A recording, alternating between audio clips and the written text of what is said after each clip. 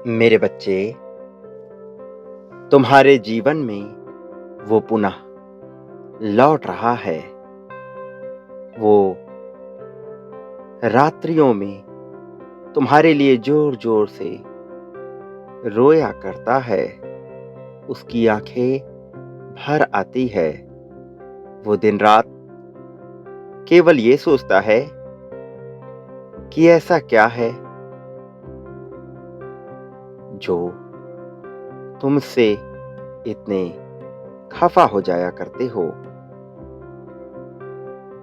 क्या बात है कि बिन बात के ही तुम दोनों के बीच दूरियां बढ़ जाया करती हैं।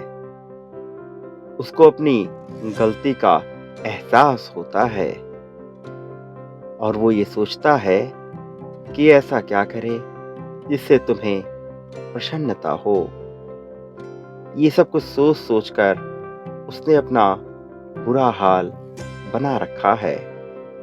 तुम्हारे साथ बिताए गए हर पल के लम्हों को वो याद कर करके अपनी आंखों को भिगो रहा है। उसको वो पल याद आ रहा है जब तुम दोनों का प्रथम मिलन हुआ था। तुम दोनों कैसे एक दूसरे के लिए तड़प रहे थे, कैसे तुम दोनों एक दूसरे का स्पर्श पाने को बेताब हो रहे थे और वो तुम्हें एकटक देखे जा रहा था बिना अपनी पलकों को झपकाए हुए। क्या तुम ये जानते हो कि बहुत जल्द ही तुम दोनों का वास्तविक मिलन भी होगा। वास्तविक मिलन से मेरा जो आशय है वो ये कि तुम दोनों की आत्माओं को एक दूसरे के साथ सुकून का एहसास होगा। तुमने जो उसको आवृत्तियां भेजी हैं, अपनी प्रेम तरंगे भेजी हैं, वो उस तक पहुंच रही हैं। उसके मन में निरंतर रह रहकर केवल तुम्हारा ही ख्याल आ रहा है, जिसके कारण वो ना चाहते हुए भी उन्हीं पुरानी बातों को याद कर करके रोने लग जा रहा है। जब उसने तुम्हारे प्रेम को महसूस किया था, अब उसे निरंतर तुम्हारी याद सता रही है और वो तुम्हारे बारे में ही सोचे जा रहा है। वो चाहता है तुम्हारे साथ एक सुनहरे भविष्य को, लेकिन अभी कुछ बातों से अनजान है वो।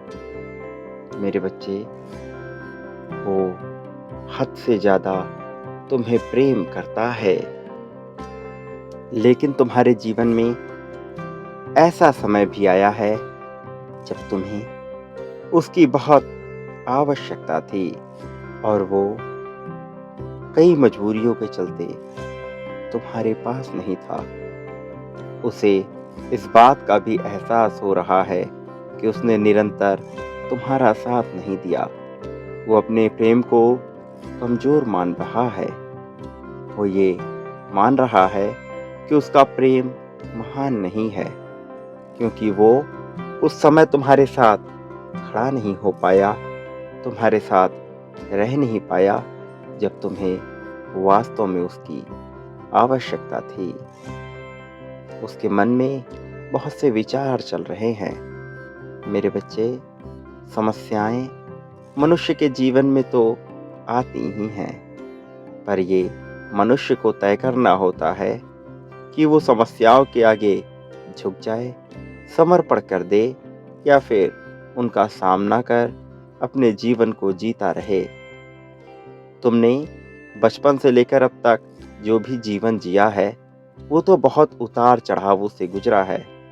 तुम तो ऐसी परिस्थितियों में आए हो जब तुम्हें प्रेम की बहुत आवश्यकता रही है और तुम्हें प्रेम प्राप्त नहीं हुआ। फिर भी तुम विचलित नहीं हुए, तुम व्याकुल नहीं हुए, तुम थोड़े उदास हुए, थोड़े निराश हुए, लेकिन तुम परेशान नहीं हुए। तुम्हें इतनी चिंता नहीं आ गई कि तुमने अपना सब कुछ त्याग दिया। तुम आगे बढ़ते रहे एक बेहतर कल के लिए, एक सुनहरे भविष्य की तलाश में। लेकिन अब जब उसे अपने गलतियों का एहसास हो रहा है, तो वो तुम्हारे पास आना चाह रहा है। वो तुम्हें अत्यधिक प्रेम देना चाह रहा है। वो नहीं चाहता कि तुम्हें उसका एहसास हो कि वो गलत है। वो नहीं चाहता कि तुम किसी भी परिस्थिति में ये समझो कि उसने तुम्हारे साथ गलत किया है। वो बिना इस बात को जताए कि उससे कोई भूल हुई है, तुम्हें प्रेम देना चाहता है। मेरे बच्चे, यहाँ भी कुछ चुनाव तुम्हें स्वयं करने होंगे। कुछ बातें हैं जो तुम्हें समझनी होंगी। प्रेम में बहुत अभाव को देखा है तुमने, और तुमने ये महसूस किया है कि वास्तव में प्रेम कितना आवश्यक होता है। इसके बावजूद कभी कभी तुम्हारे भीतर का अहंकार झलक उठता है। मैं जिस अहंकार की बात कर रहा हूँ, तुम्हें उसे समझना होगा। मैं यहाँ किस प्रकार के अहंकार को दर्शा रहा हूँ। मेरे बच्चे, तुम में समझ बहुत है। तुम एक ऐसे इंसान हो जिसको यदि कुछ नहीं आता तो वो सीख कर उस चीज को जान जाता है। तुम में एक व्याकुलता है नई चीजों को सीखने की। तुम नई नई चीजों को अपनाना चाहते हो, सीखना चाहते हो। इस चक्कर में तुमने कई बार अपना नुकसान भी किया है, लेकिन यही तुम्हारी खासियत भी रही है। इसलिए मैं तुम्हें आज ये बताना चाहता हूँ कि तुम उसके प्रेम को समझने का प्रयत्न करो। उसने जो भी भूल किया, जो गलतियाँ की, वो उसके लिए पश्चाताप की अग्नि में जल रहा है। वो अब बस केवल तुम्हें प्रेम देना चाहता है। तुम भी उसे सहर्ष स्वीकार करो, उसकी छोटी छोटी गलतियों को नज़रअंदाज करो, और इसके अलावा तुमने जो भी तप किए हैं, जो भी परिश्रम किए हैं, उसका फल तो तुम्हें मिलने ही वाला है। उसके लिए तो तुम्हें जरा भी चिंता करने की आवश्यकता नहीं है। जो व्यक्ति दिल से खूबसूरत होता है, उसे कभी स्वयं से दूर जाने नहीं देना चाहिए। वो ऐसा ही एक इंसान है, उसे स्वयं से दूर होने मत दो। तुम्हारे जीवन में प्रेम की अहमियत बहुत ज़्यादा है, और सौभाग्य की बात यह है कि तुम उसे भली भांति समझते हो। तुम जानते हो कि प्रेम की क्या कीमत होती है। जिस व्यक्ति ने जिस चीज़ का अभाव देखा होता है, वो उसकी कीमत को समझता है। तुमने अपने जीवन में प्रेम का बहुत अभाव देखा है, चाहे अपने परिवार वालों की तरफ से हो, चाहे अपने साथी की तरफ से हो, मित्र की तरफ से हो, भाई बहनों की तरफ से हो। तुमने उस कमी को महसूस किया है। तुमने जो दिया है, उसके बदले में उतना प्रेम प्राप्त नहीं किया है। तुमने ये कमी झेली है, तुमने इसे महसूस किया है, इसलिए तुम इसका महत्व भी समझते हो। मेरे बच्चे, प्रेम ही एकमात्र ऐसी चीज है जो तुम अपने जीवन में सदा से ही पाना चाहते हो, और इस प्रेम को पाने के लिए ही तुम धन की भी लालसा करते हो।